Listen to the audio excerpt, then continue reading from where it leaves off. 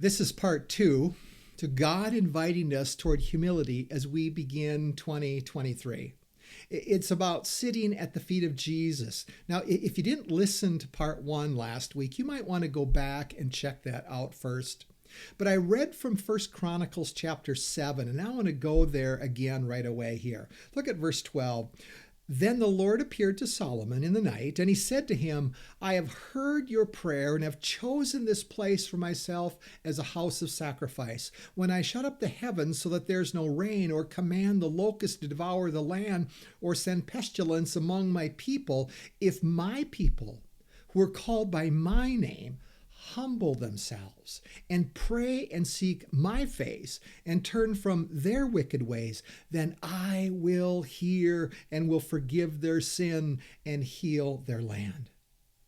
Now, here's where I want to come back to verse 13. Listen, when I shut up the heavens so that there is no grain. Translate that. When God causes the drought. Or the phrase, when the command the locust to devour the land. Translation, when God sends critters to ruin the farmer's crops. Or the phrase, or send pestilence among my people. Could I say it like this? When God sends diseases. You know, Christians gulp at that. They don't actually like the idea that God can be the author of those events that are putting pressure on God's people. God can't do that. That's kind of our response. He's a God of grace and love. That must be translated wrong. And you go, no.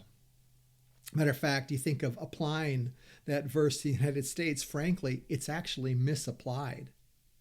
See, some people say like this, well, we have COVID because of the country celebrating sin and taking prayer out of the classroom. I go, that's not it. The text is written not to those people, it's written to those who have a relationship with Him. If my people humble themselves, my people, it would be closer to this. If God did send COVID, it may have been directed at the church of Christ, His church. See, maybe He's telling the family of God, I want humility from you. Humble yourselves. The overarching question, though, today, are we willing to sit at the feet of God in humility? With humble submission. Are we willing to posture ourselves, hands open, and go, not my will, but your will, God?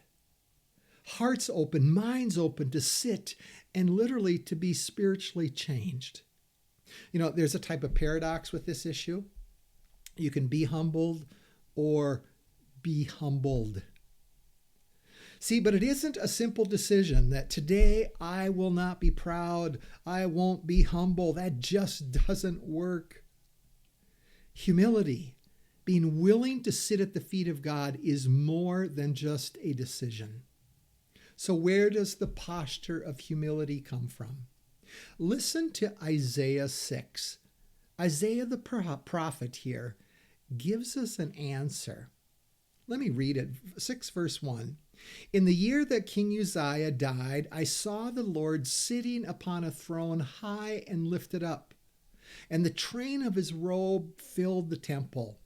Above him stood the seraphim. Each had 6 wings. With 2 he covered his face, with 2 he covered his feet, and with 2 he flew.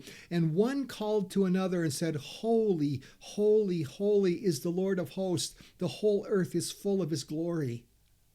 And the foundations of the thresholds shook at the voice of him who called, and the house was filled with smoke. Here was an intense vision, an intense encounter with God by Isaiah. But there are some dynamic truths that Isaiah realizes. The first one is this. This is no puny God.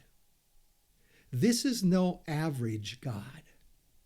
Creatures glorifying and worshiping God. Here is a king. There is a great throne, a voice making earthquakes happen. This is God's stuff. And Isaiah was taken back by it. Nothing casual here. He didn't pull out his iPhone and start snapping pictures. Listen to his response, though, in verse 5 as it continues.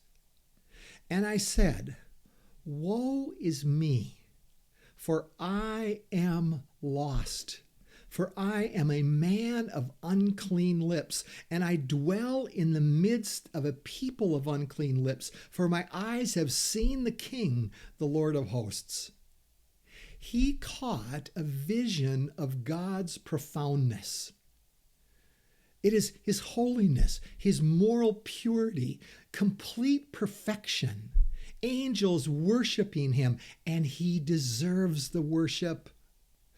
Theology talks about understanding God as this. He's the infinite otherness.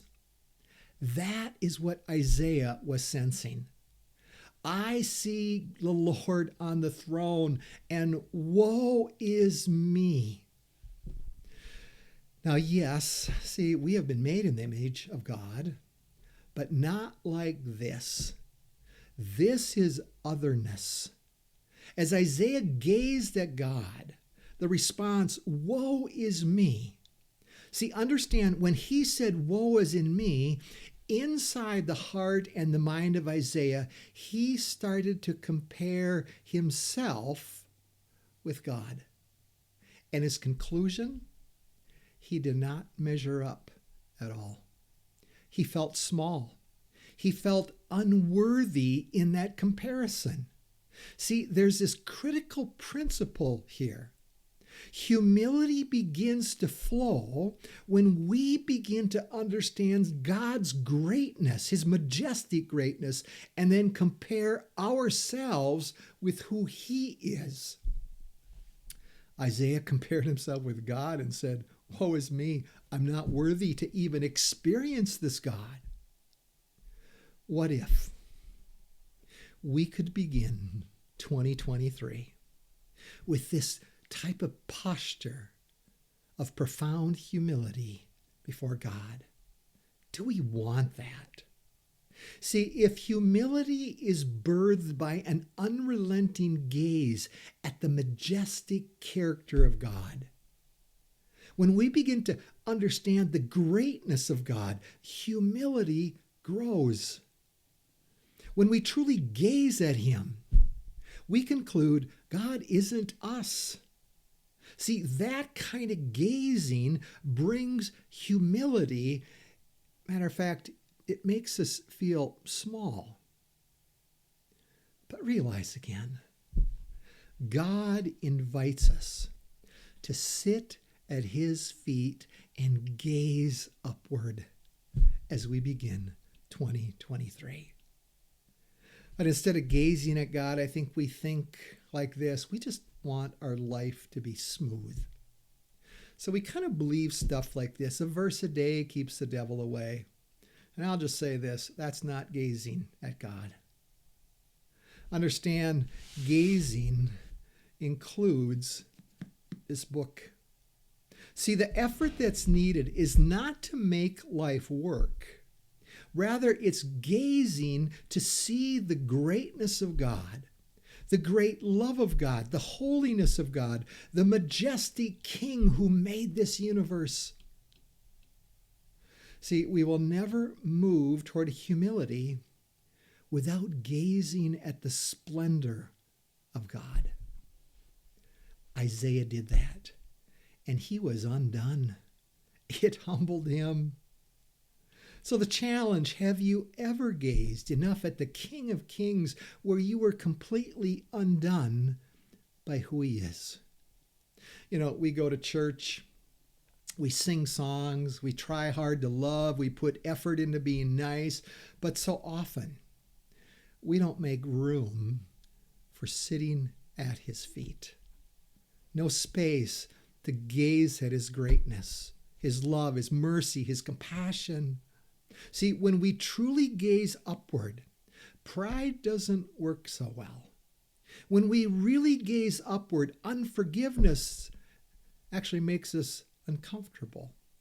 Sitting at his feet makes independence uncomfortable. So how about 2023? We begin a journey sitting at the feet of God.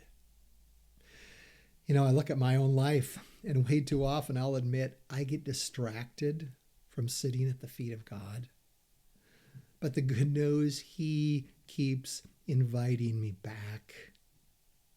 So how about this week, this year, we take out our Bibles and we begin to take dates with the living God?